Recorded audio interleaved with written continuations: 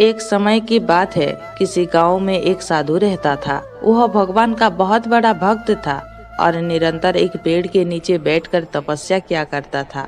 उसका भगवान पर अटूट विश्वास था और गांव वाले भी उसकी इज्जत करते थे। एक बार गांव में बहुत भीषण बाढ़ आ गई। चारों तरफ पानी ही पानी दिखाई देने लगा। सभी लोग अपनी जान बचाने के लिए ऊंचे स्थानों की तरफ बढ़ने लगे।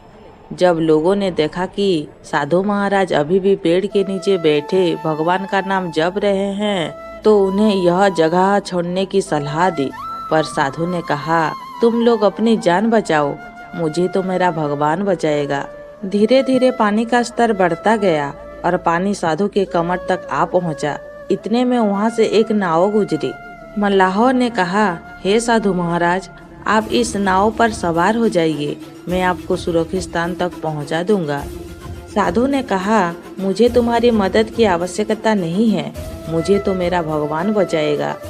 कुछ देर बाद बाढ़ और प्रचंड हो गई। साधु ने पेड़ पर चढ़ना उचित समझा और वहां बैठकर ईश्वर को याद करने लगा। तभी अचानक उन्हें गड़गड़ाहट की आवाज सुनाई दी। एक हेलीकॉप्टर उनकी मदद के लिए आ पहुंचा। बचाव दल ने एक रस्सी लटकाई और साधु को उसे जोर से पकड़ने का आग्रह किया, पर साधु फिर बोला, मैं इसे नहीं पकड़ूंगा, मुझे तो मेरा भगवान बचाएगा।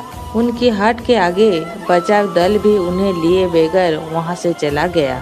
कुछ ही देर में पेड़ बाढ़ की धारा में बह गया और साधु की मृत्यु हो गई। मरने के बाद साधु महाराज स्वर्ग पहुँचे और भगवान से बोले, हे प्रभु, मैंने तुम्हारी पूरी लगन के साथ आराधना की, तपस्या की, पर जब मैं पानी में डूबकर मर रहा था तब तुम मुझे बचाने नहीं आए, ऐसा क्यों प्रभु?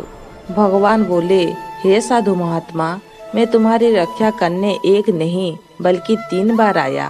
पहला ग्रामीण के रूप में, दूसरा नाव वाले के रूप में और तीसरा हेलीकॉप्टर बचाव दल के रूप में, किंतु तुम मेरे इन अवसरों को पहचान नहीं पाए। दोस्तों, इस जीवन में ईश्वर हमें कोई अवसर देता है।